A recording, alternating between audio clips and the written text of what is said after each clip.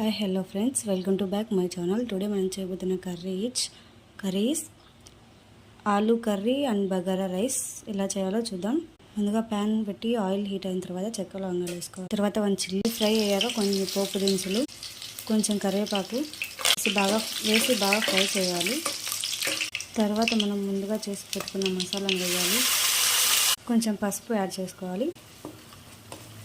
ఇది ఒక 5 minutes cook అయిన తర్వాత సన్నగా కరిగి పెట్టుకున్న టమాటా వేయాలి. తర్వాత ముందుగా కోసి పెట్టుకున్న ఆలు వేయాలి. రుచికి తగ్గట్టు కొంచెం సాల్ట్ యాడ్ చేసుకోవాలి.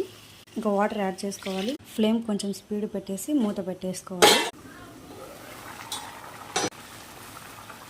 Almost curry is ready friends. Aloo curry is ready friends. చివరిగా కొంచెం గరం మసాలా.